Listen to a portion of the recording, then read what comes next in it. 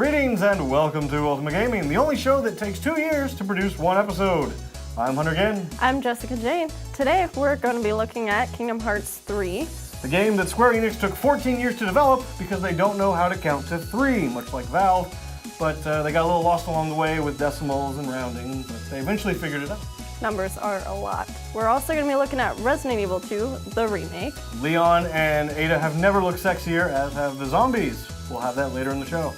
And we're going to be looking at Crackdown 3. Terry Crews, the video game, aims to excite, but does it? Here's our review of Crackdown 3. Skills! Skills for kills! That never gets old. For those of you viewers asking yourself, what year is it? Don't go double checking your calendars. It's not 2007, and though Crackdown 3 can feel like a love letter to the original title, after a 9-year period between games and 5 years in the making, has the wait been worth it to Step up your... This review will focus on the campaign of Crackdown 3, as I've yet to try the online mode Wrecking Zone.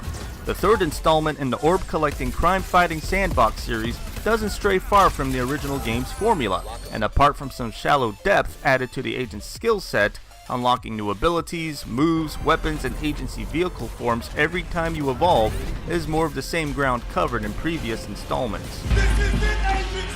Time to make daddy duck! There is, of course, an evil organization that needs to be dismantled. Terra Nova Incorporated, found responsible for the blackout attacks in which power around the world is cut off, is tracked to the city of New Providence.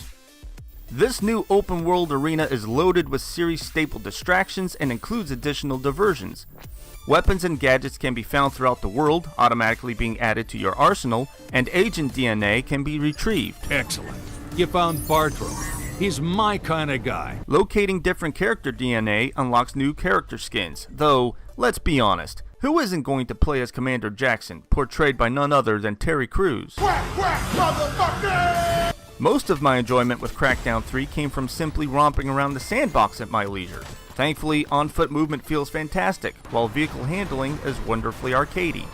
The campaign against Terra Nova cannot be ignored, however, as there is no shortage of various points of interest and objectives to strike. Unfortunately, this is where the game proves to be more miss than hit. Motherfucker!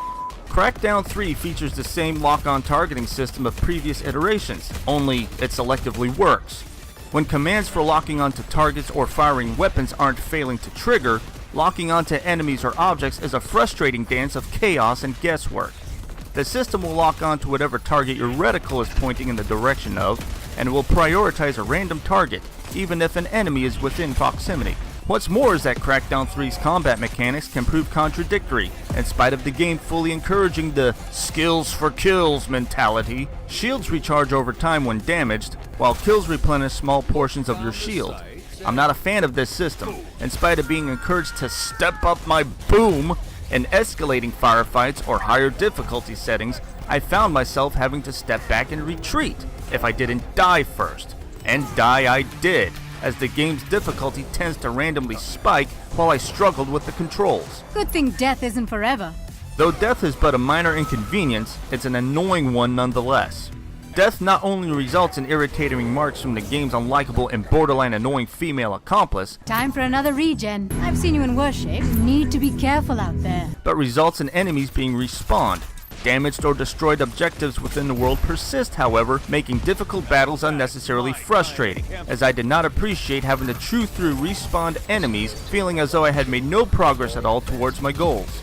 Instead of stepping up my boom, I was stepping up my rage. Motherfucker! Further technical issues surface, with visuals periodically darkening or discoloring, repetitive dialogue, and audio cutting out. Listen up! For me, Crackdown 3 is an enigma. Though I enjoy the game as much as it proves to be irritating, I also get a welcome sense of nostalgia as I leap for agility orbs and receive transmissions from the agency director. There's comfort in a good explosion. Nostalgia aside, Crackdown 3 is certainly not without its faults, and unfortunately, those shortcomings cannot be hidden by any amount of explosive boom!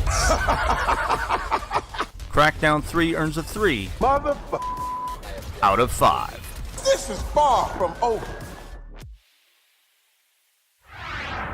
I don't know about you, but that game just makes me want to eat a whole bunch of yogurt.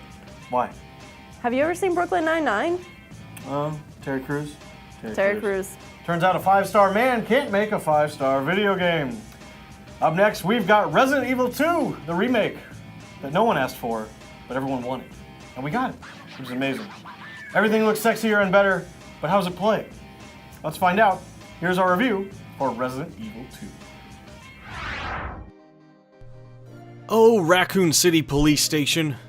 You were quite the terrifying sight back in 1998. But as the years went on, your ability to make us crap our pants seemed to fade. Thankfully, Capcom decided to give you a much-needed makeover and facelift with a complete remake from the ground up in Resident Evil 2. Longtime fans of the series will have nothing to worry about, as there's no shortage of new sights and frights to behold. The police station has even been rearranged, making players who know the original game like the back of their hand experience this remake like a fresh title for the first time. Gameplay itself has been vastly improved with the removal of tank controls as well as no more fixed camera angles, because believe it or not, there's nothing scarier than knowing that you can't blame the game for sucking, only yourself. I can take care of myself. Inventory management is just as important as ever, and that's not a bad thing by any means. The limitations on what you can carry add to the overall stress you'll feel when dealing with enemies and wondering how far you can get with 3 bullets left to your name. The overall plot to the game remains unchanged for the most part, as this remake doesn't look to shake up the entire Resident Evil universe, but rather honor it with the treatment it rightfully deserves.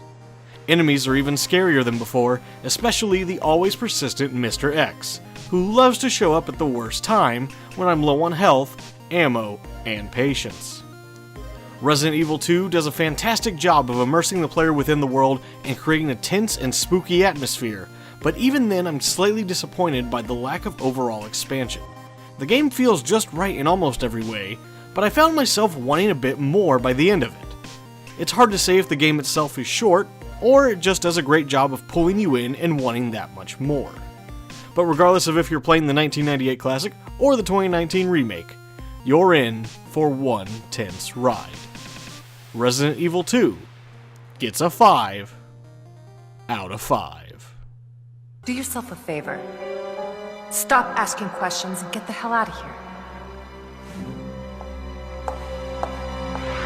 Die, zombie! Die! Die! This isn't working!